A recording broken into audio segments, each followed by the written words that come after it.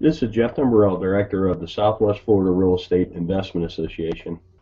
Here to talk about real-world real estate investing part 1. This is going to be the first video in a longer series of videos. This mirrors presentations we have been doing in the Southwest Florida REIA for the last 3 months. Disclosure, we're sharing our own experiences and knowledge with you. Please do your own due diligence before utilizing anything here. This is not to be construed as investment advice, and you should seek competent counsel before trying this at home. In the past 3 years, we've assisted and advised and had ownership interests in several private equity entities that employed over $14 million in capital in the Florida market, which gave us not only unique insight as to the amount of business we've done, it also gave us some great insight into how institutionalized investors employ capital. Number one, the key to being successful is to understand what you're there to do. In my opinion, this is the most important thing.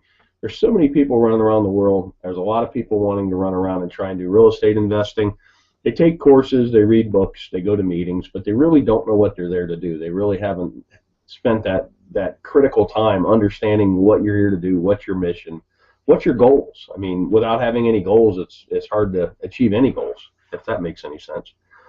From our experience, the clearer the plan you have, you will be able to operate with a margin of safety. And that's the key word in this business, a margin of safety, because the ones that survive, last, and grow true wealth are the ones that don't make mistakes or make mistakes that you can recover from. Investing in real estate. Investment is the purchase of an asset or an item with the hope that it will generate income or appreciate in the future and be sold at a higher price. Keyword, the future for investing. So what does that mean? The act of committing capital to an endeavor with the expectation of obtaining an additional income and or profit. That's what investing is. Something I've learned over the years is kind of like a narrative. It's a why in the road when you're talking to somebody that's in real estate. Are they a trader or are they an investor?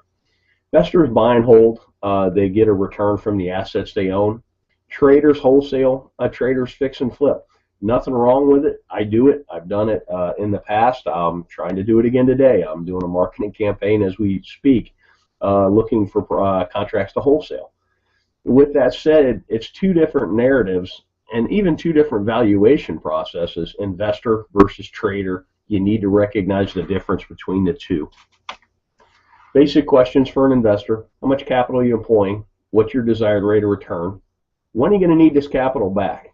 And then what's your risk tolerance? Those 4 questions are how you determine what you're there to do. Then we'll talk about capital. There's an opportunity cost of capital, and particularly when you're raising capital, which I've been part of some private equity raises, you really need to understand what other opportunities are out there for investors, because generally why would you buy a piece of real estate that pays you 2% a year with all the headaches associated with that, when you can, if you could at the same time own a CD at 5 with none of the headaches. Give you a chart on 10-year T-bills, talk about opportunity cost. You can really see the recession, the Lehman Brothers crash really killed yields, but it's killed yields no matter what. I mean, pretty much at the time I'm talking about this, yields for a 10-year T-bill are bouncing between 2.6 and 2.8%. That's a terrible yield, particularly with the amount of money they're printing. Then you go back 10 years, and this is why investment real estate has become so popular, because it's one of the few places you can get a yield. Here's CD rates from 1984 on, and if you notice, about early 2000s, everybody got excited about real estate, and that's because the CD rates of return just continued to go down.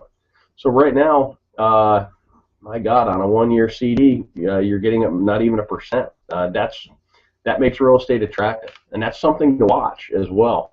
As CD rates and other rates on financial instruments go up, real estate may not appear as sexy, particularly to an investor who bought in the valley and bought right and has quite a bit of gain on the table.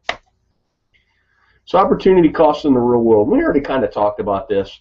Most investors we know are looking for at least 6% a year. I know guys that are even looking for 15%, and that's a cash on cash, not an internal rate of return.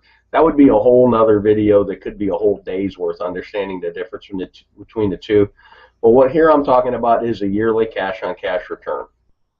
And you got to be mindful of unrealistic expectations. I've seen people that have pitched 30% returns, and I've seen investors that are looking for 30% returns. And it's really hard to do. There's a lot of randomness and a lot of happenstance, and you're going to lose a lot more than you're going to win when you're dialing up those kind of deals. Unrealistic returns can lead to bad decision making because you seem to be chasing the golden goose instead of chasing a stable investment that pays you to own it. Let's talk about risk tolerance. These are two great quotes by Warren Buffett. And risk tolerance is really age dependent and your financial situation dependent as well. But here's a great quote. Look at the market fluctuations as your friend rather than your enemy. Profit from folly rather than participate in it. And that's most real estate investors. You're supposed to be a contrarian. I kind of put the world in, you're either a salmon or you're a lemming. You're either running with the crowd or you're running against the crowd. And here's another great one. The main danger is that the timid or beginning investor will enter the market at a time of extreme exuberance and then become disillusioned when the paper losses occur. The key is to not panic and do math-based risk assessments and then math-based evaluations and then sit down and decide what you're doing. You could have bought a home in Cape Coral, Florida at the height of the market at $320 and paid cash, held it all the way through the crash, and still got a better rate of return than CDs, and it's a terrible investment because your basis is so high. Or if you trade it out, you would literally be losing money. But it's sad but you actually would have outperformed the CD, and that's kind of a interesting thing. We did some case studies of people that had bought at the top and had they held and if they had mortgages, and I think that video is on our YouTube channel as well. Thanks for watching. You can always check out our website at swflreia.com. There should be a link at the bottom of this video. If you're on our website, put yourself on our mailing list. We send out a lot of foreclosure information. We send out our meeting notices, and we also from time to time send out information like this. I hope this information is useful to you, and make it a great day.